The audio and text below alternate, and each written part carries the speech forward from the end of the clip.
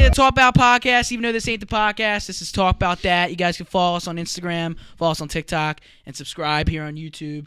First, a couple of things before we get into the podcast.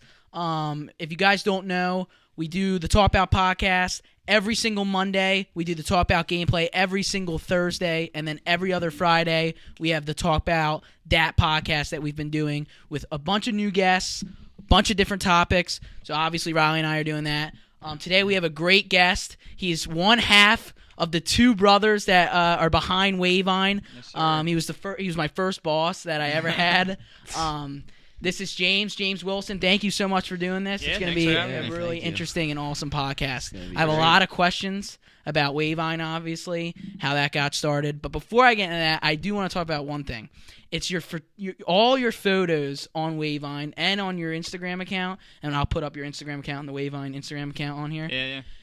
The photos are incredible. Thanks, all of them are incredible. All of your photos, the photos crazy. of you, the photos of your dogs, the photos of Wayvine, they're awesome. So why did you get into that? Did you do that because you wanted photos for Wayvine and you wanted to be like the best photos you can get? Because it's expensive getting those cameras. We've talked about this before, but... Yeah, I don't know. Like, I started...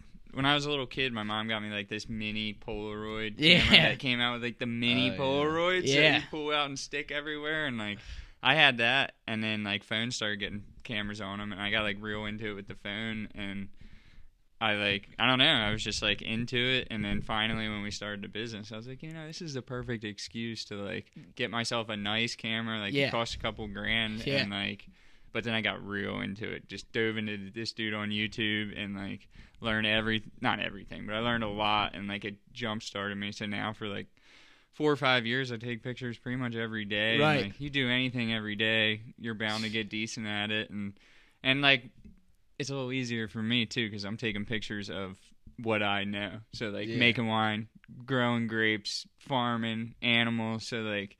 When you're shooting the same thing over and over and over, and like you learn like what looks best, exactly how to do it. If I go to like I tried to do a wedding once before Wayvine got too big, and like I was just like so nervous, like didn't want to fuck up this person's wedding, and like the pictures turned out like all right, but nothing like all my landscape photography. Exactly. But that's my thing. It's your style, and that's what you do. And you have photos of you have a new cow. Cows are my favorite animal. I don't even know if you knew this. Yes, but sir. Cows are my favorite animal. Moose is its name, right? Yeah, he's a bull. So awesome. He'll be the seed. I'm trying to get a Black Angus herd going. So really? That would be awesome. He's like the start of it. I want to get a couple girls. So you got that. You also got, obviously, all of your dogs running around, and your fiance also has a bunch of dogs, correct? Yeah, so I was just adding this up. I got like 27 animals. Jeez. Yeah, I got I thought he was a zoo. Riley, tell everybody how many animals like you have. 5. Yeah. 5 animals. But when they're all packed in a house, you start to think, Jesus, it's crazy in here. And then you are over here with a whole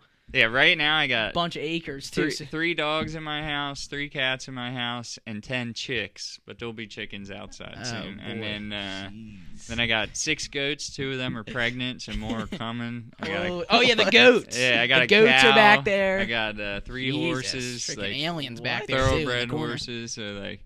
It's a zoo over there, man. That's pretty wild. That's freaking great. But I live on a farm, so it's like that is honestly from photography. It's kind of went to that. Like that's my passion now. Like I kind of picture it as like when I have kids one day, like they'll have responsibility, get to grow up with animals. Like they'll get to like spend a lot more time outside. Oh, it's like, awesome. I love doing, the way like fun chores more than like just like take out the trash. Like go hang out with Moose for a little bit. I know that's I cool. agree. That's of great. course. And the cool thing about it is, like I said, when you're showing Wayvine, whether it's the actual place itself, the drinks, whatever it may be, the cool thing that I find interesting is that you have these insane photos, so you're promoting it, and people are going to look at it and be like, this is a real, winery. This ain't a winery that, 2 scrubs decided to grow a couple grapes, throw it in a bottle. And well, it's funny because that is what it was. And that's what that was going to be my next question. So can you talk me through the whole journey? How it worked out. How is Wayvine a thing? Who started it? How did you get absolutely, involved? Everything. Man. That's the biggest question, obviously. Yeah, so basically, I didn't start it. My brother started. So I was like 16, still in high school. My brother was 19, sophomore in college, and he went to this one grape growing seminar with my dad and was just like, this is what I want to do. I want to grow grapes. And that year ordered 4 acres of grapes, or the next year ordered 4 acres of grapes, which is a lot. Yeah. Like, that's like 4 acres. It's a lot. So he jumped into it, bought that. Everyone said he was crazy. He just like obsessed over it, learned how to grow them. Made some mistakes at the beginning, but everyone would. Like, we just grew like what we thought would be cool to grow. Like, so who's in this? It's literally just... It's just Zach. Like, he ordered it. He paid for them. My parents actually... We had a little bit of land we could subdivide, so my parents subdivided 10 acres for us to farm on. Okay, and, so he was by himself doing this. You're not involved quite yet. No, I mean, I helped plant the first vine, stuff that, but, like, I wasn't... This was him. I'm just there, like... You're not actually behind needed. Wayvine. Right? Exactly. Gotcha. Doing that for 4 years while I... went to Penn State then. That's when I was doing swimming, so I was kind of owned by Penn State. And from there, I graduated Penn State, and that's like when I started getting involved, and it's like the perfect timing because when you plant grapes, it's going to take like 5 years before you even have a bottle of wine. Right. So he's taking care of those grapes every year, starting to make a little bit of wine, figuring out how to do all that, and then it's just kind of like a waiting game on the wine side before you can sell. So when I was graduating... was right when we were getting to the point where we were about to be able to sell. Okay. So then, like, I saw that we were starting to accumulate a little bit of wine. And you said, sorry to interrupt, you said 5 years it took about to be able to sell anything? Before you really have, like, maybe 4 years, we were taking, like, some donations. Right. Okay, but we had a couple little things. But, yeah, like, 5 years. Typically, this is how it works. Like, you get the grapes, say in spring we're about to plant. So in spring, we'll plant grapes. First year, they just grow up. Second year, they grow up and might produce a little bit of fruit, but we usually cut all that off. Third year, they'll grow up and produce like a half a crop.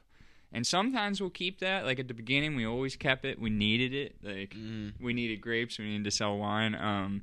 But then if, like now that we're at the size we are, third year, we'd actually cut those grapes off so the plant would be healthier and stronger. Right. So then really the fourth year is the first year you're going to get grapes.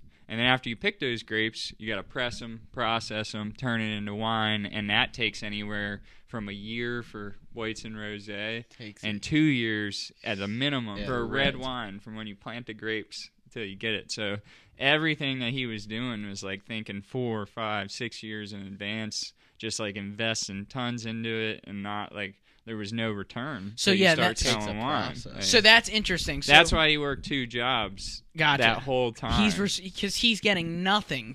He's profiting nothing for 3, 4, 5 Putting his years, own money into it. Yep. And like that was before we knew like how to run these businesses. We were kids, so like there was ways that he could have put money into it where now, like if he would have put it in as a loan, we would have got like tax-free money back because we loaned the business. Right. Loan's paid back tax-free, and like now we know that. So when we give money to Wayvine, we keep track of all that stuff. But he didn't know. He was just trying to start a business. So do you know? And I get maybe this will be a question for Zach. Maybe we should have Zach on. But why? Do you know why Zach wanted to get into the wine business? We wanted to be farmers. Okay. Like our whole thing was growing grapes. Like, and this is word for word what he'll say. Like. He wanted to be a farmer. We grew up like taking care of this farm. We had this land, and he wanted to grow grapes. The wine was kind of an afterthought. Like once we started growing the grapes, we saw how much work it was, how much like really goes into this, and it was like we got to learn how to make wine because we're going to sell these grapes for nothing to people. And this is how farming is. Like when you go to the farm, you don't make any money, but when you go downstream to the end product, that's where all the money's made. Exactly. So if we take it from grapes to wine, we're going to make all the money rather than selling the grapes to someone else and then them marking up everything and making money. So. Yeah. And just for context, your dad and his brother was farmers too. That's kind of why. That's where it fell. Family, we're 4th generation on that farm. My brother and I. Are we? 3rd generation. His kid's the 4th generation. Gotcha. And we're like 15 generations of Pennsylvania farmers. Yeah. Like not right here. We were in Valley Forge, like King of Prussia area before that. And they moved down here 3 generations ago, and it's just like our family's always been farmers. My family actually got out of farming 35 years ago, and that's when they stopped the dairy farm and all that. And so we almost sold the whole farm. We would have been done being farmers forever, but Zach got the idea to grow grapes. And now look at not only do we do this, those uncles, my dad, my mom, all everyone part of works there, is a part of it, is all farming again. So it's crazy. It's like we went from never being farmers again to like the biggest farming operation we've had on the farm. Of course, and that's what it is. Most of the employees at Wayvine are family. Yeah. You know, we got 2 others now. And one of them is your close They're friend. They're basically family. Yeah, so they've been there forever as well. Yeah. So you graduate from Penn State, you're done being a swimmer, well, then what? So where do you then jump from swimmer boy to Wayvine boy? You know what I mean? So I was always helping the whole time, knew what we were doing, kind of saw where the place was going, and like just thought it was a cool idea. I didn't see how it wouldn't work, especially once we started making wine. Like it was received so well, and we were making like quality dry wines, and like to see people really into that was like, okay, this is going to be something. And we got a lot of grapes in the ground. So, and during those years that are passing, we're putting in 2-3 acres every year. So at this point, you're just continuing to grow. Yeah, we probably have 10 acres of grapes in the ground. I think we did at this point, or just about. And so at that point, I graduated school. I got a job in my major for 6 months. My boss was a total asshole. So I basically just totally ditched it. But I ditched it because I started dating this girl that she sold wine and spirits for all these cool different liquor companies and wine companies in Philadelphia. Okay. So she worked for a big distributor, represented like 1,000, 1,500 brands, and so I was just like, that sounds like an awesome gig. Like just going bar to bar trying to sell booze to them. And I was like, that's going to be the perfect setup for me to learn the industry, learn the sales side, how to like get into these places, what pricing is even good for restaurants and stuff. Now, in the back of your head, are you thinking, I'm going to do all this because I want to eventually join my brother and do it? It was 100% for Wayvine. Like at that point, like I knew, and I was doing enough on the farm and with Wayvine, like I knew I was going to be a part of it. Okay. I didn't know how big, but like I wanted to be a part of it, so I figured let's learn another half of the business. And that's something, did you say, hey, Zach, I want to help you. I want to help you a little bit. Because now, you know, obviously you guys are doing it together and everything. But I'm just curious, like, when you first started, did you know, kind of say, hey, I want to join this? Or was it just like we were just doing it. Yeah, like, we were just like, anything. That's how the farm's been since we were little kids. Anything that needs to get done, me and him get on it. Yeah. We do it together. Like, there's no plan. Like, even with Wayvine now, like, we're not sitting there scheming up ideas. Like, we just start working on shit, and shit gets done. For real. And that's, like, that's our whole philosophy. Well, that is true, and I will say, he's been there. Just for being there. I mean, the communication's the one thing we actually need to work on. But like, we're on the same. Me and him are on the same wavelength for what we want to do with this place, and we have been since the beginning. And it's absolutely incredible. And I just was saying this to my girlfriend when we went down there. I mean, from a year difference from what that barn has looked like. I mean, what you guys have done with all the trees and everything. And we're gonna get into that. That's a whole other conversation when I have, but. Being able to cut up your own trees, make your bar, the whole bathroom thing. That's when I was working there. When you guys were climbing up and making the bathroom. Now there's bathrooms in there. So you guys, I want to go back to what we were talking about, where we were at in that timeline. You guys were in your garage, though, at your parents' house. Yeah. This is where Wayvine was for not even just this time, but for a long time. Yeah. So when you finally started to get in, 2 questions. When did you start seeing the real growth in Wayvine where you're like, okay, this is actually going to work? Yeah. Because like you said, it was 3, 4, 5 years before you could even sell anything. Yep. Or donate it or just have people sip it. But when did you guys realize that you guys saw the growth, really? Yeah. Okay, so this is kind of goes along with where we were. Like, so basically, I start this job. I met that person that did that, so I was like, oh, this is a cool job. I started applying everywhere, and one company picked me up.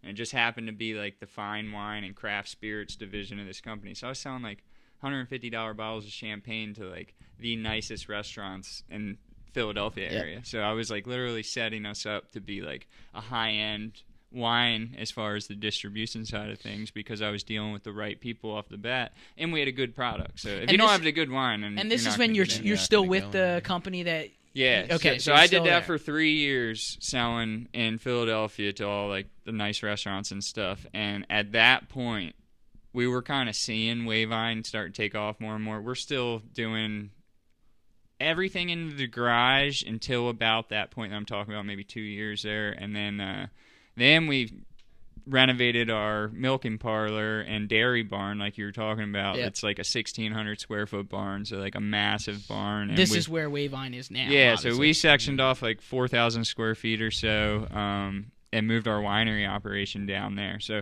for the first like 8-9 years, we did it in our garage. Yeah. And we got up to 30 barrels, a dozen tanks, and a bar and customers all in a 3-bay garage. It was like incredible. This really? With like... Yeah.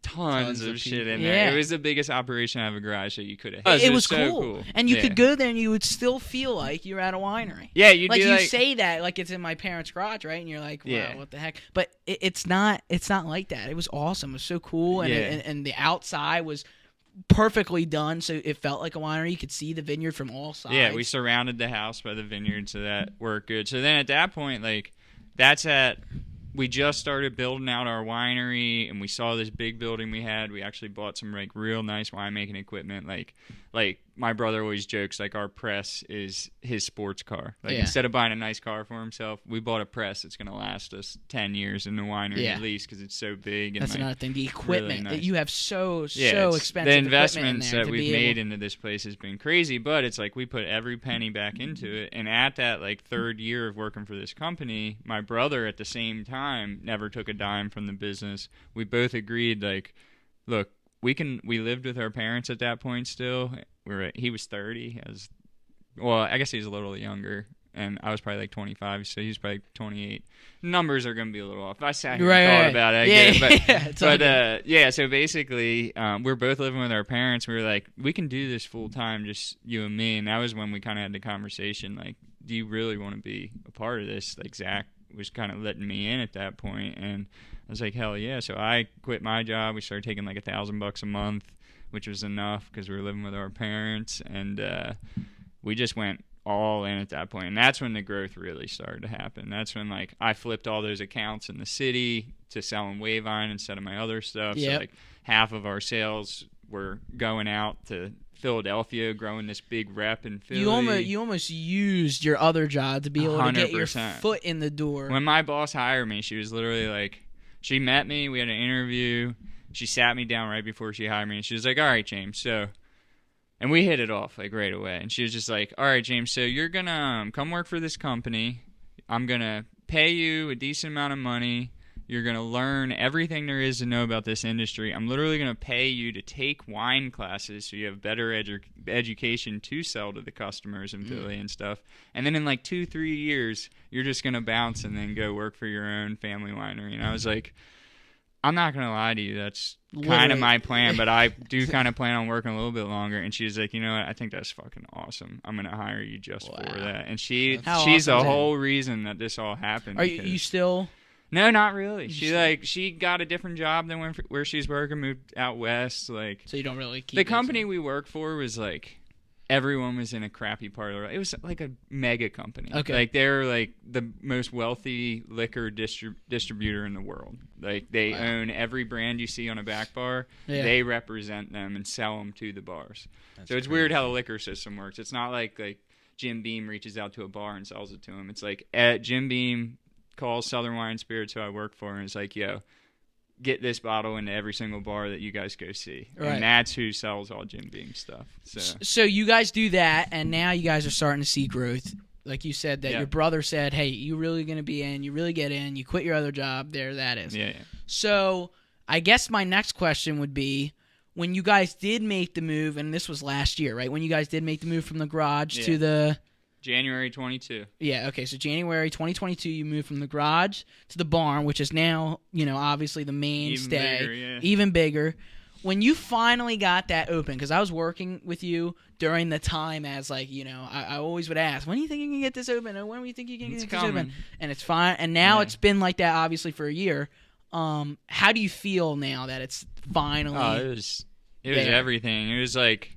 it just made life so much easier. Everything's set up. Like, we're working out of a garage before. We had, like, a makeshift bar. We're going to get ice every weekend, like, all this stuff. Like, we set up a legit bar. We got refrigerators, ice machines. Like, everything is, like, what you want. And we have inside seating for, like, 100+. So, like, all of a sudden, we had the facility, and at that point, like what you were saying earlier, we got to the point of we felt like we were past the point of failure at like 10 years. Yeah. So like at 10 years, we saw where we were. We saw the inventory of wine. We got backlogged. You've seen it. Like we got a room that's 3,000 square feet just stuffed to the brim of wine. So we knew like if the business failed or all the grapevines died, we still had a room full of good wine that we could sell. So that sets you up for 5 years, like, of safety net. Like, and that's if why you something have. happened. And I guess a good question actually to ask next would be, how many acres of grapes do you guys have now? Remember when you said you had 4 acres? Yeah. 4 acres so of now grapes. we're at 18. And we would be a lot more, but the last 4 years, because of spotted lanternfly and a couple other and building the winery, like we kind of held off.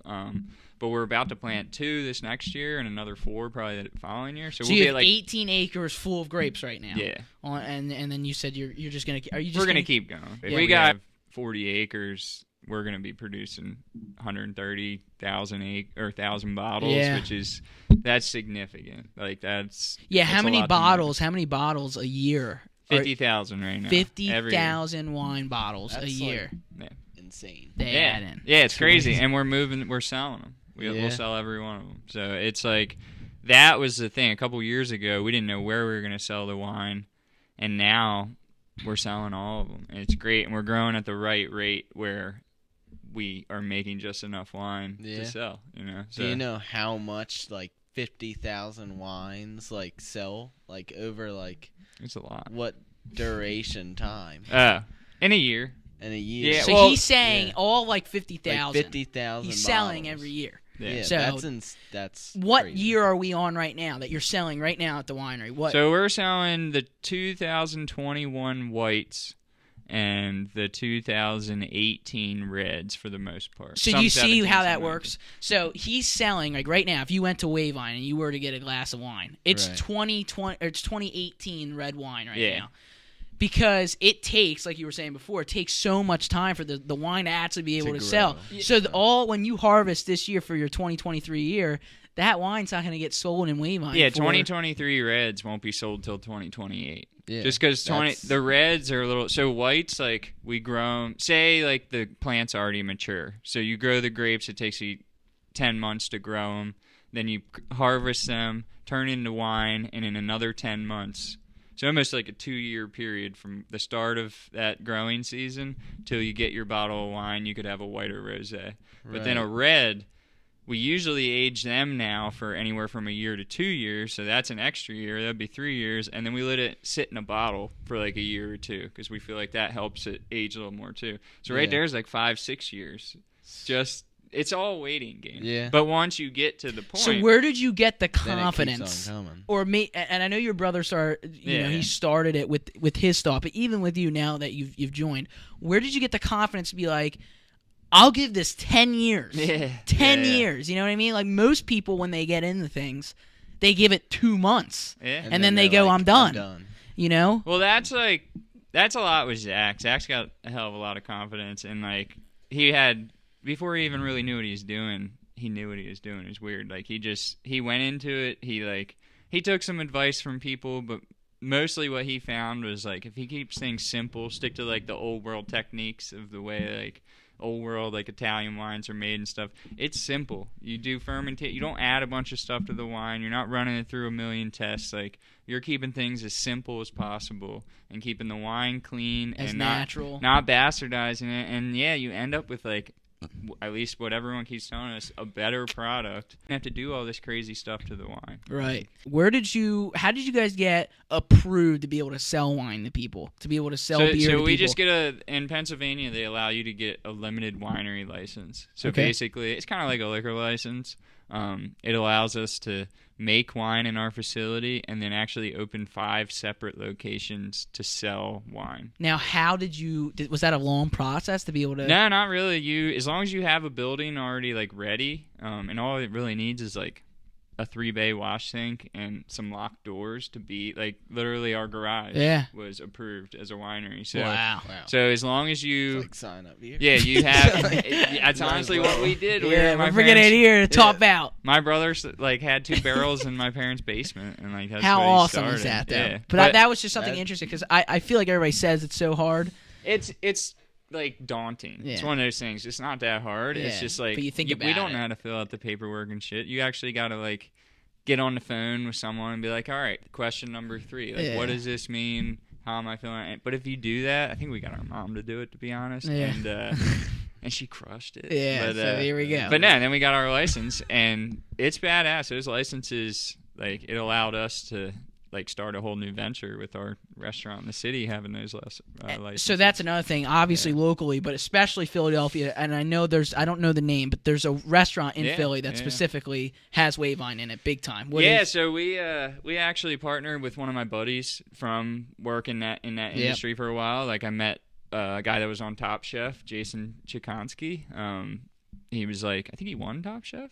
But he's legit. He runs 2 other restaurants in the city. Yeah, and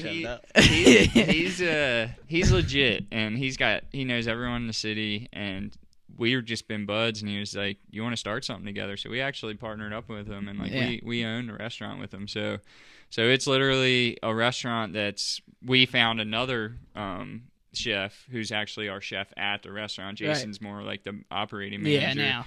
And this other chef, he came from like a Michelin star restaurant. He wasn't the head chef there, but like even working at a Michelin star restaurant like is legit. And then he worked at Laurel in Philly, which is like a top 10 fine dining restaurant in Philly. So he's like super legit, straight Italian dude, makes all pastas from scratch. Like do as much as we can in PA right now, and then we'll start branching out in other states. But like, dude, the restaurant we opened in September, and it had like 10,000 followers right away. It's already up to like 15,000 followers. Dude. And Craig Laban, who's like the main restaurant writer in Philly, he's been writing he wrote this one sick article about us. It was like a glowing review. And you just got to trust the process. Insane. But even like, I'll tell you this, like with our podcast, and Riley can obviously talk about this as well. When we started the podcast, well, first of all, we just loved the UFC. Yeah. So I went up to Riley and I said, dude, we should just do a podcast. Why shouldn't we do a podcast? How cool would that be? People would listen to it because we were great at talking with one another, and it would be just hilarious. We should really do it.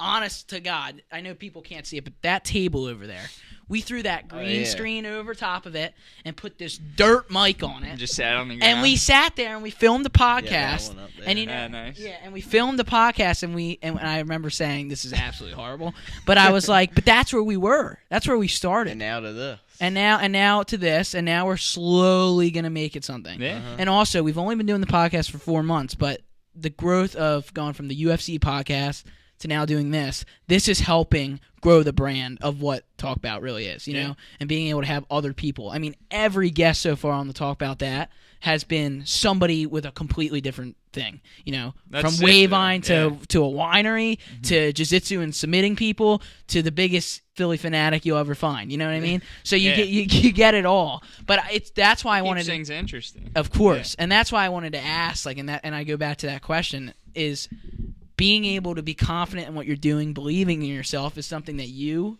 Zach, and your whole family have definitely had to do. Because I'm sure people have been like, dude, come on. We're not going to really do something like this. There has to have been people. Everyone thinks we've been crazy since the beginning. Like, literally the other big wineries in the area, they never said it to us, but we've heard it from other people, like, just through the grapevine.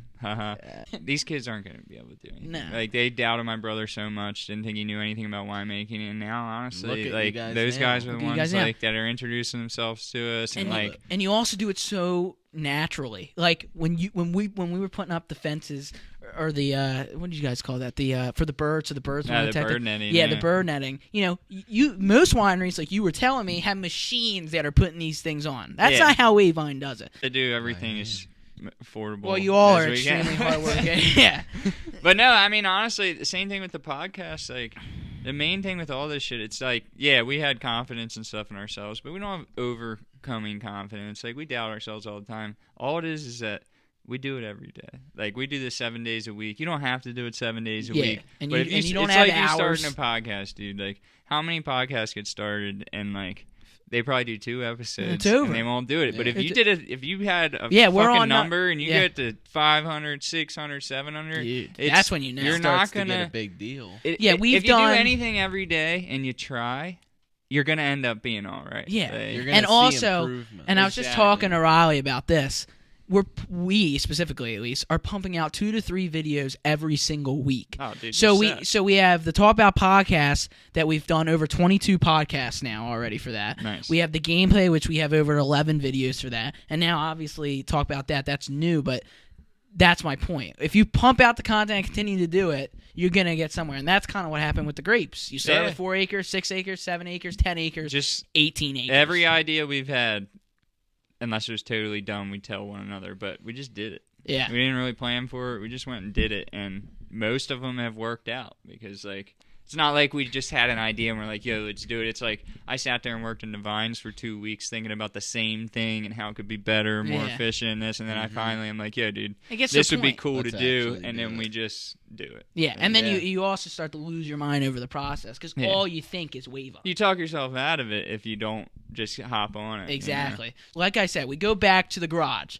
It was just you, or it was just your brother. It was just your brother. Or let's even go back before that. 4 acres. It's just your brother, and he wants to start this. Then we get to the garage. Now we're in the barn. Now we got 4 acres to 18, right?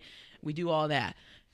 It was only Wayvine in one spot. Then you're getting out in the restaurants. Now you're in restaurants. Now you're a partner with a restaurant. Right now you're doing all these things. But now you have 2 other things that I want to talk about that also kind of deal with Wayvine. You have this Airbnb that's also happening that's right near Wayvine. Now this is your thing? Yeah, so we have a separate farm, my fiance and I. And this is can you talk about the Airbnb a little bit? What is the Airbnb? Airbnb. Why did you do the Airbnb? Yeah, I'm happy you asked about that because I don't talk about it enough. Like I spent like the last. Basically, our neighboring property, this beautiful old farm, 250-year-old house, like went up for sale, and like my fiance and I, she's like a badass in herself, just like total entrepreneur, started her own law firm, like does like some legit shit, and like she's 33 at the time, had a house of her own and stuff. So we saw this property, and when does the neighboring property, especially like in our world, we live on these like bigger farms and stuff, like you don't get a farm next to your farm, like that doesn't come up in a lifetime. So we got lucky. It did. It was way more than we could figure out like how to pay for, but we were just like, this opportunity is never going to come about again. There's 2 opportunities for Airbnbs on the property, actually 3. Wow. But they're in rough shape, but I was like, if I can get in there in the first couple months and basically renovate 2 completely separate apartments. And you did that all yourself? Yeah, then we'd be able to do it. So that's what I did. We took a year to close on the place, and I got to work. It took me 9 days to do the one apartment, completely overhauled the whole thing. It looked brand new. it's this old mill on the property. So it went from a pigsty farm to this Airbnb that now beautiful pigsty farm. Yeah. Like, it was a beautiful farm, and it's not even that it was a pigsty. Like, it was kept nice, but just like... It needed work. If you're not living there, putting money into the place, buildings start to fall apart. Right. Like, there's nothing you do. So, yeah, we turned it into, like, a nice Airbnb, opened it last September, and it's been booked every weekend. That's awesome, dude. So congratulations. Yeah, and we make twice as much doing Airbnb as we do an individual rental, like, full-time. It's a lot more work, but twice as much money is great. So then... Just like 2 months ago, I finished the second Airbnb, and that's above our detached garage. Yeah. Dude, throw it in, give it back. Yeah, so we opened the second one, and that's above a detached garage. So we got a full gym, sauna, like below the Airbnb. So, that's in it. So both Airbnbs get. You have a sauna in the Airbnb? I don't want like that property I got because I wanted it to be private, but like, dude, that's awesome. There's no option. Like, and we need the money, so that helps pay for like over half the mortgage. Of course. And then we're just figuring out the rest. But yeah. like, well, congratulations. That's awesome. Big deal. Yeah, I know my Airbnbs Gram are is going to so be there smart. pretty soon. That was a Christmas gift that my parents gave her. So it was like that or something else. She decided to go with that. Yeah, it's funny. Your dad booked Airbnb, and I was like, yeah, dude, I kind of need a couple bucks for the mortgage. Because like we are tight. I'm not gonna lie. Yeah. Like we bought a big ass property. Of We're trying course. to figure out how to make it work. But I was like, yo, I'm cutting it tight. I got to pay my mortgage this week. Any way you could pay for the Airbnb up front? And he's like, yeah, I got you. He comes into the winery with like $400 cash and like slips it to me. I was like, nice deal, dude. Yeah. Well, I guess that's what you get when you're there all the time, right? Yeah. My parents literally live at Wayvine. They don't even live at my house. Your parents, they're right up in the running, our most frequent customers. Yeah. But, I mean, they're the best. We'd rather have them come than.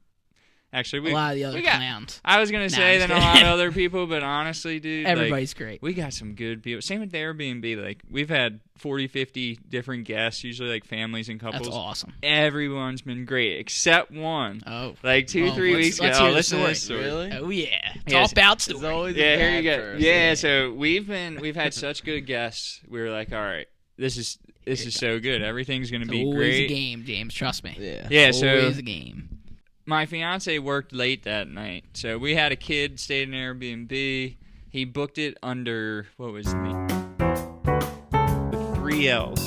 So right there, I was like, How many there ain't L's no did we fucking need? 3 L's. In it. They didn't have any reviews yet, but it was on Airbnb, and like we had all good experience up this point. So we were like, let's go. Yeah. That's $200. Yeah, Like, of course. We're booking it. So we let him book that night, and I'm up in the house just like, I don't know. I was sitting by the fire watching TV. The house is past Airbnb, so I can't see. And then 3 minutes it. later, Triple L comes into your room and he's sitting with you at the fire. Yeah. Just kidding. So Laura, We're getting this for free. So No. Laura comes in at like 11:30. She worked like she had this event she was working on. She's like, James, I just drove by the neighbor's house. The neighbor's house was part of this big farm we bought, but we didn't buy the neighbor's house. It was just an abandoned house. Gotcha. And she was like, James, there's like probably 15 cars in the neighbor's driveway, and there's never anyone. The neighbors are like old DuPonts, and they don't live around here, so like they wouldn't allow anyone to park on their property. So I knew something was up. So I drive down the lane. So you put on your cop hat and now So I'm about to. So I drive by the apartment and I look up there. I see some lights flashing. I hear a little bit of music. I'm like, if there's 15 cars up there, I was like, I bet there's like 15 kids in there, probably drinking and stuff. A little party. So I was gonna go. And this is in your Airbnb? This is in our Airbnb. So I was gonna go up yeah. and say something. And then I saw one of the kids sitting outside. He's like our size. Then you like, start thinking about, well, when I booked an Airbnb and I put my name with 3 L's, I did the exact same thing. Yeah, exactly. So you're like, I'm not gonna crash their party. No, I was more thinking like, watch, I'm gonna go up into this place and just because I was just gonna go up there and be like, yo guys, just don't wreck anything. I was like, I'm gonna go up there and watch these kids like be real fucked up and be assholes to me. And then I get in a fight with a bunch of kids and end up getting my ass beat by a bunch of high schoolers because there's were they all in high school? 6 guys or something. I don't know. Oh, but the person said he was 20. Don't drink underage. Yeah. Talk About Podcast does not condone drinking underage. Must be 21 plus to drink. Yeah, for real. But so basically, so at that point, I was just like, what are we going to do? I can't ask these guys to go. I can't let them trash my place. So I called the cops. I was just like, You took the cop This hat happened off. a couple Yeah, weeks ago. Dude, this happened like a month ago. Really? And I called the cops and I was like, yo, we got people in Airbnb. There's supposed to be 4 people in there. Like, I just don't want to be the one break it up. And, like, I live right up the street. I don't want any hassle or, like, anything. Yeah. Can you guys just come break this up? I'm not going to press charges or anything. So they come out. As I'm waiting for them to come out, I watch, like, 5 more cars come down the driveway. Oh, Holy. goodness. They go and they 20. knock on the door for like 5 minutes. No one's opening up. And then finally someone opens the door. One thing, like state cops, they're great. They came out and everything. They never got an ID from anyone. So it was because that was a fake name. So who opened the door? So the Mike with 3 E's or no? No, so the cops ended up having to go in and walking upstairs. And they found 35 to 40 people in there. Just like 6, Party 7 in the handles Airbnb. empty, beers everywhere, just the place soaked with beer, all kinds of shit broken, furniture fucked In your up. Like, Airbnb? yeah, heaters ripped off the wall. Holy dude, shit. like a full-on college rager going on my Airbnb. And then at that point, I was just like, what the fuck? And they let everybody go. So they didn't even card anyone. They were all drinking, and they were young. Like they were. So you don't think they were over? I think some were over, some were under, but they were definitely a lot of underage people there. And like they let them all get in their cars and drive away. And then afterwards, I was like, yo, like, what if I did want to press charges? Like, who is it that shouldn't I know the person that like did this and everything? He was like, oh, I never got an ID. That's what he said. It's like, dude, what are you doing? Yeah, we had like thousands of dollars worth of damage. Isn't that wild though? So that happens. So then what? Then you have to pay $1,000 in repair? I just gotta clean up everything and fix everything, and like we're still dealing with Airbnb. Airbnb's supposed to have a claim thing for you, and like they have insurance for it, but they're gonna drag it out and try to give you the least amount that they possibly can. So then you start thinking about that night where you go, man, that extra $200 would be great. Now you're in debt $1,000 because they trashed it. Jeez. So how do you monitor all that stuff? So all I'd have to do is like on Airbnb, you don't have to. If someone doesn't have, you can decline. Do you need a license? Anyone. No.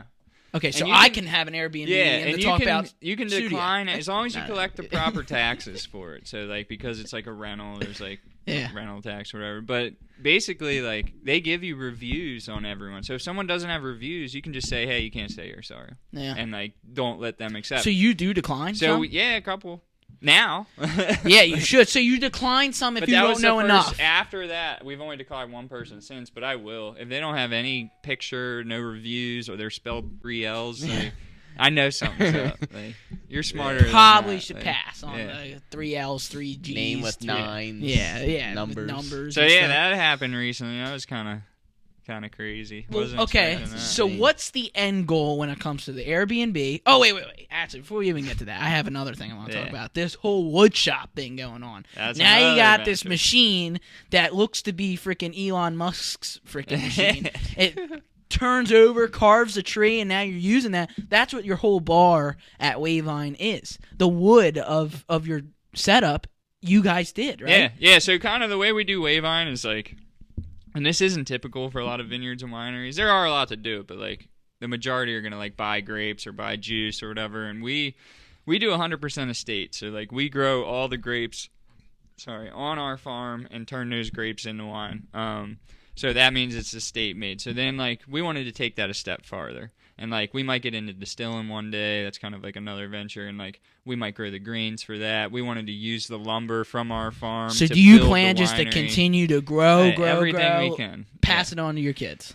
Exactly. We're building an empire. So basically the way the wood thing started, it's another. That's the way to say it right there. Yeah. Let's go. I want that legacy. Yes. But I want it for my kids, not for me. I could give I want to live on a farm with a bunch of animals. Like I want my kids to be able to do whatever they want. Like and if they want to follow my dreams and do what I was doing, that's the goal. And hopefully I show them it can be fun and I'm not forcing them to do it.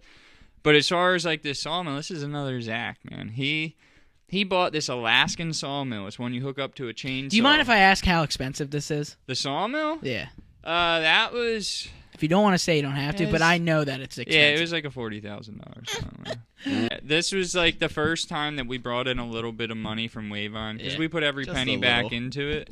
So this is the first year, and it was like we can actually pay ourselves and have like an actual regular salary for most people. That's awesome. Or we can invest this money back into the business. So what we did was, like I was saying, my brother, he started with like a chainsaw sawmill where you just like push a chainsaw across the top of a log and that will mill your board, and you do it. It takes forever. It wastes a bunch of wood and stuff. And we had this whole woods of ash trees. And all the ash trees in this area died. The ash borer came, killed them all. And by the way, I don't know anything about wood and lumber, but I know that you can sell it for a lot of money. Oh yeah, it's worth a lot. Yeah, so and that's the same for us. Of course it is. That's why we're getting into this. Yeah, and we're building a lot of stuff, and like instead of us having to go buy all this lumber, now we can use the lumber from our woods to build this stuff. So we bought this sawmill.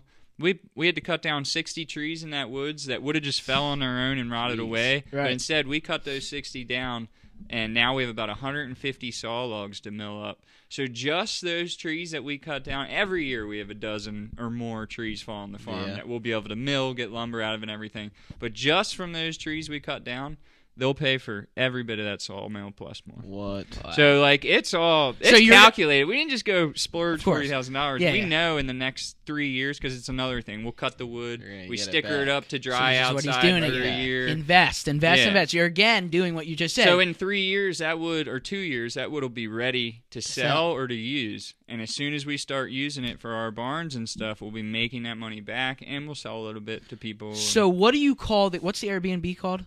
So that's our other farm is... All of this stuff, by the way, your photos, the stuff, I'm putting it all up on the screen so everybody can see. Cool. So the other farm is Ethereal Farms, and so the Airbnbs are the mill and the loft at Ethereal Farms. Gotcha. And what are you guys going to call this wood thing something So I don't know. I was just thinking about that. I kind of think so. This is going to be like a separate business. It's actually something my brother kind of already wanted to do, and like we just got into it together. Right. So I'm sure we'll run it together. So this will be separate from Wayvine, you think? It'll be separate. I mean, they're all kind of feed off of each other. Yeah, and Wayvine is the cream of the crop. Network. And that's what's kind of happening. Wayvine is everything. Like none of the rest of the stuff we do happening without is happening without those grapevines. The grapevines are number one to us. And that's kind of how we see the podcast. That's why we're trying to venture off into doing a couple different things from podcasting, the gameplay, and stuff like that. Now, that's why, and that's again why I wanted to have you specifically on here, because it's so interesting to see people who want to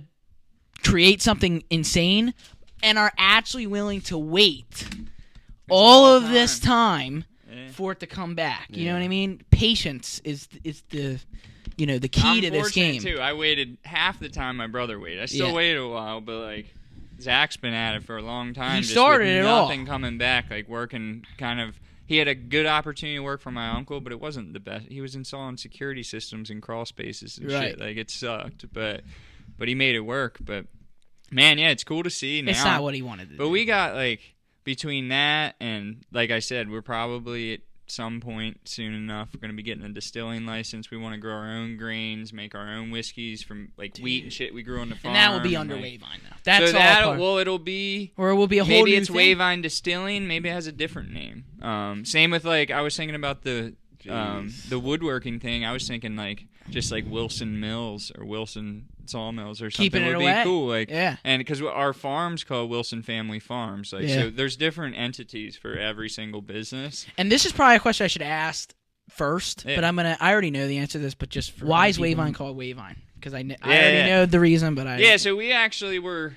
So, starting as kids, we just wanted to name it after ourselves, which, who wouldn't want to, like, our last name is Wilson. It was going to be Wilson Vineyard. It was Wilson Vineyard for years. And right when we were starting to blow up, right at that point, like, when I was getting done school and stuff, or getting done this job and stuff, or I guess school, when we were dealing with, basically, there's a giant Wilson Vineyards out in California. Yeah. And there's about a dozen Wilson somethings across the country that all have to do with vineyards and wineries and stuff. So that Wilson Vineyards in California sued all the Wilsons.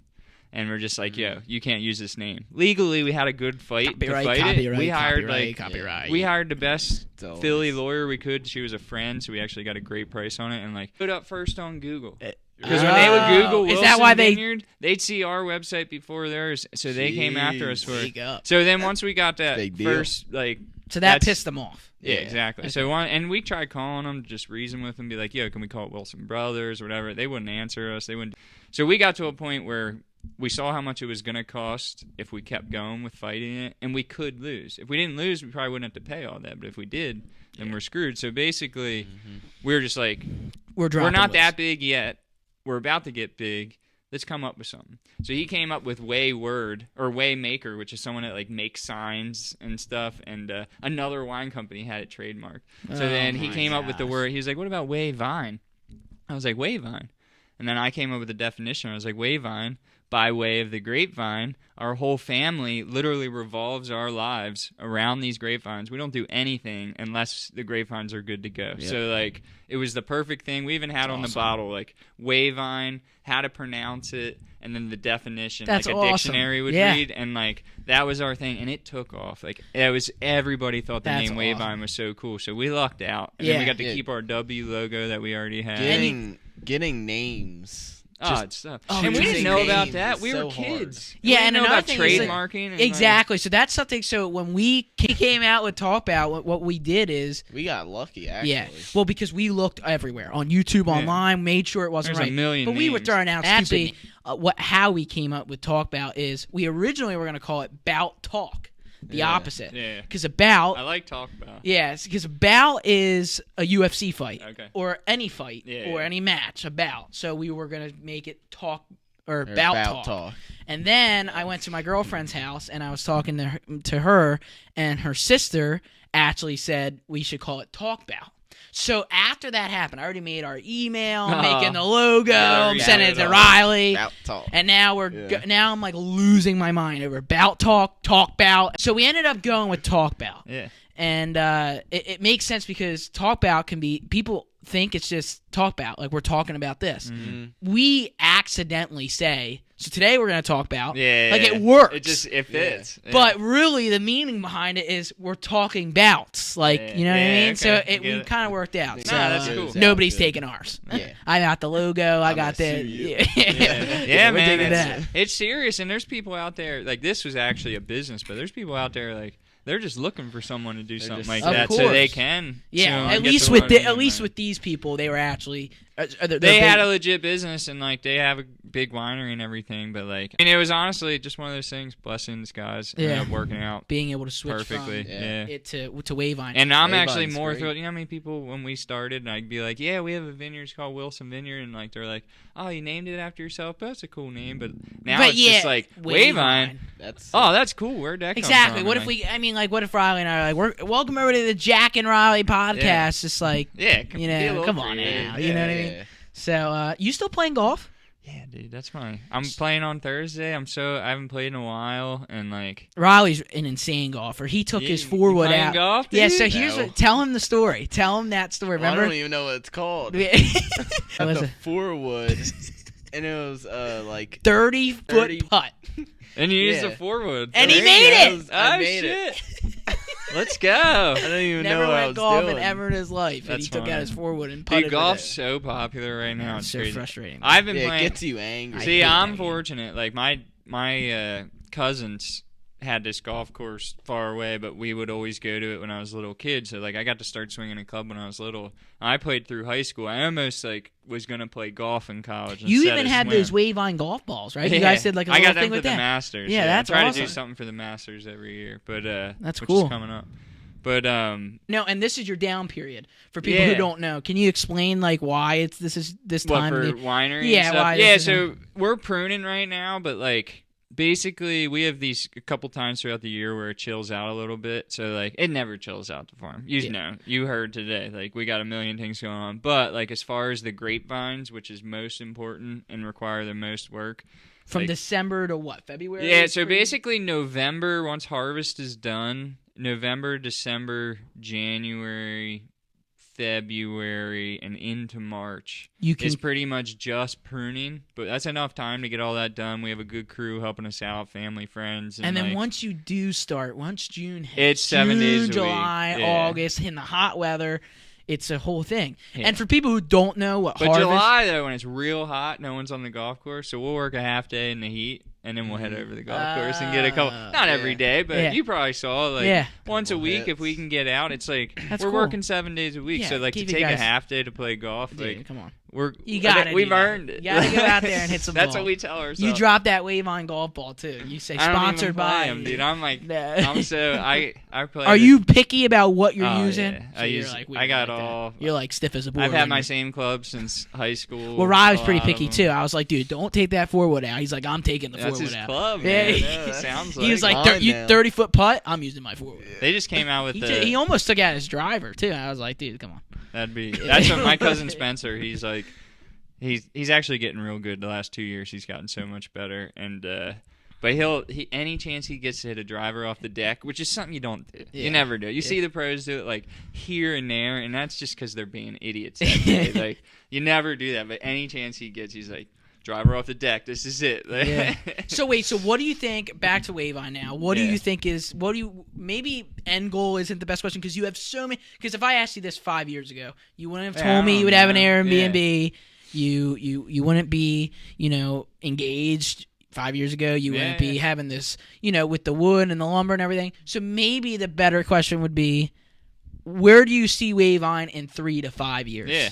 Or maybe not Wayvine, but where do you see yourself with businesses? Because like you said, you're going to be doing a couple of different things. Well, hopefully I have a little herd of Angus going by that point, so I can feed my whole family. Dude, that's freaking awesome. So that's kind of the goal with that. Man, I want to feed my family with my animals, and I just got a bunch of chickens. My chickens have an organic vegetable garden. I love everything about that. Everything from my farm comes, and then I would like to get into hunting. Yes. It's time. I know, I don't want to go out there and try to kill an animal if I haven't spent any time practicing. Now, let me ask you this. This is so weird. Probably makes no sense because I do hunt, but cows are my favorite animal. Yeah. So, getting rid of cows, that's... Dude, it's going to be so hard. Are you going to do that? Not with my first one. You can't do it with moose. Moose is my pet.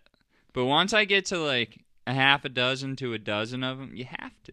I mean, you can't have 50 and I can't cows have a bunch of bulls on the farm. So if I have, what I'm gonna do is get 2 calves, females, and let them mate with my moose. Yeah. And then when they have kids, if they have bulls, I can't have a bunch of bulls on the farm. So I'll probably end up. But you harvest a cow to eat at 2-3 years. I mean, this is why all these people, but all farmers, I mean, if you go to the grocery store, that cow lives a shit life. At least for the 2-3 years your cow's alive on your farm. Well, Moose especially, he's like, thank God you picked me because he's running around. Yeah, man, he's the king. His mom, I want to get her on cows. Yeah, I love cows. Dude, cows are the best. Dude, hold on. Before I have to say this because I said it to everyone so far. You've heard all the animals I've had. I have them all as kids or kittens, or because the goats are kids and they're babies. I've had them all from when they were little tiny puppies, everything. And that cow, by far, is the most adorable, favorite little animal I've ever had. I love it. I love them so much, man. Me and my fiance, we wake up in the morning and we just go lay in the grass with our cow. That's really awesome. So fun. And you haven't even had a summer with him yet, right? No. So when it's nice out and you get to actually, and he only weighs 250 pounds now. He's gonna be 1,600 pounds. I know, dude. Cows are freaking huge. Yeah. Now his mom, and I want to get her on the podcast. She's a vegan. Okay. So my fiance was vegan, and that's why I want to get her on the pod. Vegan. That's a great debate. Really? But I will say it's not a good debate to have with someone that's not open-minded to have that debate. Yeah, you of have course. to be. Now here's the thing. I am. I think it's great. I think so too. I think. Look, if you want to do it, that's awesome. It's not the way I would do it, but I think it's cool, and I think there is benefits to it all. Yeah. But I want to. She knows so much about it, dude. She does. But a lot of she lives, breathes, eats vegan. Yeah. So we met, and then we've gotten to the point where I got all these chickens. I'm like, babe, I'm gonna be raising these chickens lay an egg every day, no matter what. Yeah. Unless we got a rooster, you're not eating baby chicks. You're just eating the eggs. And same with the cheese that we get is all from these local farms because we have it for the winery. So we're getting cheese from cows that are pampered. They are not we're getting them from the best cheesemakers in the state, which are just these ultimate farms that are so awesome. And these cows live a perfect life. That's great. So you are you big in that? You like eating naturally? I like eating stuff that I know where it came from. I mean, I go to the grocery store and get all the basic shit. But my goal in life is to do that. I want to eat only from my farm. I agree. Yeah. That's what I want. Just have a bunch of freezers that's my dream in the too. garage. I want to live on a farm. I want to have a bunch of cows. Yeah, I want to raise an empire of cows. I'm not getting rid of any of them. And I want to do it with my I want to do it with my girlfriend, but she's kind of it's like a full yard of cows. Yeah, that's what I want. Now I do want to do that, but that's great, and I think it's just awesome. And so also another thing is I know you were just kind of doing this for yourself, regardless of Wayvine. But are you still doing the garden? Are you still gonna be? Yeah, so we're doing that every year. It's more to feed our cocktail program than just us as a family. I know that Gabe was making cocktails at Wayvine. He was doing it. He's our man. Yeah, he does them at Tulip. Too. Okay, and it stopped. Mm-hmm. And now it's getting licensed or something. That's why I want to ask. So they shut us down because we need a food and handling license to do cocktails, which we didn't know. Yeah. Again, we do things we did everything with the health department, but we didn't get a food and handling license. Gotcha. So they even cleared us to go, and then saw we were doing cocktails, and that was a big thing. You can't cut lemons and limes without cocktails, and we got a new dishwasher and ice machine, so you can't use them either until you submit this to our licensing. So basically, for the last 4 months, we weren't able to do cocktails, and we still can't do them, but we got everything we need done now, and it's we're sending in a check this week to the health department, and when they get that check, they can come do the final inspection. So hopefully next 2 weeks, 3 weeks, they'll be back. Was that a big hit? Yeah, huge hit. People definitely is a draw. And that's what that's what it's all about. Continually, and that's why I'm asking you. Yeah, we're always evolving, like trying to do new things, and that's not to be stale. And I tell that. So I was joking with Rye the other day. So I was creating this contract. Because we were talking about, because we have a percentage on who and what I'm talking about. That's what we deal with my fiance, dude. That's what she does. Yeah. So I made this contract. I texted Ryan and said, "Hey, I gotta talk to you." I said, "I got Talk Bout Biz, B-I-Z," and he's like, "Dude, I'm not signing any papers. I'm not doing that." So I print out this why whole thing. You have 95%, bro? Yeah. So I come in and I it was all kind of a joke, but I do think, and I tell him this all the time. It is just two friends, right, doing a podcast.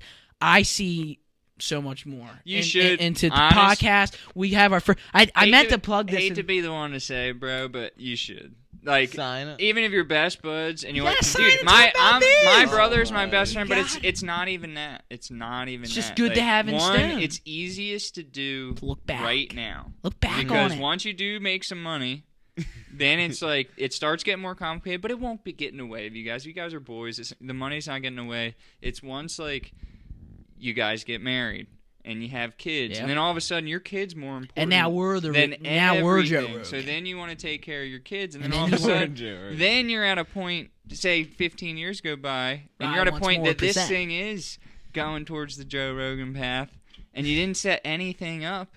And one person's wife's being like, "Yo, like you've worked harder, like you did all the audio the whole time, like you should get more." So it's just like, deal with it now. If you guys think it's 50-50, set it up. Even if it's a stupid napkin, you have two signatures. You got it. I had a whole contract. Dude, I had a whole contract. Do it because then it's professional and everything. It's never going to be brought out again. It's never going to be brought up again. He wrote it up. Of course. Well, I told you. I said negotiate. I said you can negotiate a little bit. Read it up. Yeah, and negotiate. But I do. Don't talk about biz. I do think that's smart. I really do. It's easier now because every year this gets bigger and better. It's like it's going to be worth more and more, and like. You're going to want to give away business, completely different industry. But I wanted to ask because you've already done this. You know what I mean? So I was telling him, I said, dude, we need to do our first merch drop. And then we were talking about it, and we were like, maybe not yet. We were talking about color schemes, doing stuff like that. And then I finally figured something out. I always do my merchandise off this one spot. Yeah. And I finally figured out how to do something. And I was like, so I was up like 2 a.m. last night, like working on this stuff. And I go, we should do an original merch drop. So this is the plug, but we have a Talk Bout t-shirt, a Talk Bout hoodie, and a Talk Bout crew neck. Let's go. All black with the logo on it, and it's all original. It's called Simple and Original Drop 1. And here's the deal. We're not putting it on our website. We're not making it we're making it super low key. I put it on the Instagram. You have to follow our Instagram, Talk Bout Podcast, and you have to DM. It's going to be a one-time deal because after we do this, you're never getting one ever again. Dude, that's like I'm in the same place with Tulip right now. We haven't done a great job with merch at the winery. It's like that hasn't I just been got our a sweatshirt. Forethought. Yeah, we have cool merch, but it's just like I meant to wear it. We could do a lot more with it, but like Tulip with such a huge following and in Philly where it's all cool and happening and shit, like the way to do merch releases and how I would like to do them at least, like you get something that is super dope. You spent more money on it. It has a little bit more of a premium price tag, but instead of getting a $4 Gildan shirt, you get a $20 like and shout out. You know why? Shirt. Exactly. Like, you know why Sugar Sean's pants are $60? Because they're nice. They're my favorite sweatpants. Yeah. That's why they're $60. You want to know why the hoodie is $55 for Talk Bout Podcast? This is a good ass hoodie. That's why. And the other thing is limited, man. It's like I'm just kidding. Like, it is good. Put a couple hundred of them together and like. Be like, look, these are going to be available till they're sold out, and then they're sold out, and then have another drop of something totally different. Also, so we went to Las Vegas for our first UFC event in September. Nice. And that was before your first time out there. First time in Vegas. I've never even been. It was the greatest time we ever had. And just to say, but the reason why I brought this up is we went there and we weren't doing the podcast yet. Then we came up with the podcast a month after. I wish we had the podcast then. Yeah. So when we went to, it would have been sick. Yeah. So we went to New York. You've been pulling over fighters. Be like, yeah, bro. How about Yeah. So we went to UFC 281 in November. We did a podcast in New York 30 minutes after in the hotel in this freaking gym. Yeah, I think I saw some pictures. So we did that. So when we go to, so that's another thing that's a part of the Talk Bout podcast. Being when we go places, we want to do travel pods. It's gonna be great. So this is a cool. Yeah. This honestly, like, I think if you're on the road doing like a UFC something or something like that, it's cool. But like, this is sick. Like, I like the setup. It looks good. And like, that's another thing I wanted to tell you. Like, I was telling Riley this. Remember when I told you, like, you look at all these high-end podcasts, not Joe Rogan, the #1 podcast in the world, even him, right? He's different. He's more like, you know, he's trying to follow our footsteps. So, like, you can kind of see. Right, but, like, with, like, Timbo's Sugar Show, Impulsive, some of these big podcasts, it is so bright. They have these bright lights. So like, it's bright. like, I like it to be freaking reminds me low-key, of, like, retro, like a real conversation. like a what's it called? Like a More of a kind of like more of like a radio talk show vibe. Yes. Like, yeah. It's I don't know. We do a lot of these podcasts, and they are straight. business. Not that I've done a lot of corporate, them. But yeah, it's right? straight same questions. You got 3 lights in your face. Mm-hmm. We don't need that. I like it. It keeps it cool. So the reason why I did it here is I was like, well, you know what? Might as well have him come to our spot because this is where we've been doing it, you know? And I was like, I don't want to interfere with anything going on there. And plus, it helps us out by getting you to come here. You know what I mean? Yeah. To help You have a grow. bunch of dogs running in on you. Yeah, Moose would be jumping on Riley and stuff. Yeah. We don't need all that. So so that's that. And I asked you about golf. So you're still doing golf. So golf is there. You think you'll ever do anything like Wayvine X golf other than the golf balls? Hell yeah, we're gonna do a tournament probably every year. Really? Yeah. Just like a At baseball Wayvine? tournament. No, we'll probably do like Pilgrim's Oak. Yeah. or Okay. Wingcoat, Gotcha. Yeah. just rent the I don't know. place I out. meant Wingcoat, not Wayvine. Yeah. And then, I mean, we've had the ideas of, we got the land, like, we Start a- wanted to put a driving range out at the winery. 'cause Start a that'd be golf sick. course? Nah, golf course that'd would be be too too much. But if you had, like, a Driving driving range, range and you a could do- putting green and, like, People will go. Especially if $5 it's for close. a bucket and you can hit balls and drink wine, drink beer. Oh, so, yeah. And correlate it with Wayvine. It would just be like, because we're going to have, like, once we get the yard set up the way we want it, we're probably going to have, like, a couple cornholes, a couple pickleball courts. Yeah, gotta have the cornhole. What's Yeah. the other? We like Love playing darts cornhole. out there. We'll probably have some dart boards. Yeah. We kind of wanted to, like, if we have the room in that barn, setting up almost like, so the winery is like, we don't have TVs in there. We have one we keep on mute, like if the Masters are on or if the football game's on, it's Because muted. you're trying to keep it more. It's a winery. Yeah, like it's we're not a trying to bar. highlight It's not the a sports wine bar. and stuff. Yeah. Yeah, but we want to make like a section in the winery. Where We go it's- to a back room and it's got like 2 billiards tables, a sick bar with cocktails of like sports. Are you gonna do it with that TVs everywhere. one room where it's That's maybe. yeah, We don't know. Do you have anything else you want to talk about, Riley? No, not really. This has James, been thank great. you so much. Yeah, this has yeah, been a man. great podcast. Nah, Best that's sick. podcast we've ever done. All right. Yeah. Cool. I Thank really, you really so much. appreciate Yeah, it. thanks for having me. Of course. So you guys can see, I've already put everything up on the screen. So please go follow. What are the handles? It's Yeah, like, so we got at Wayvine, Wayvine.wine is the website. Gotcha. Got that .wine domain. Got a bunch of handles, you know. Awesome. Really appreciate it. Yeah, like I said, guys, Talk About Podcast every Monday. We'll have a new podcast this upcoming Monday. Talk About Gameplay every Thursday and every other Friday. Talk About That with new guests. Thank you again, James. Really appreciate it. TalkAboutGameplay.com. You guys can see our official rankings. Riley's in charge of that. Yeah, thank you guys so much for watching. Hope you guys have a good day, and peace.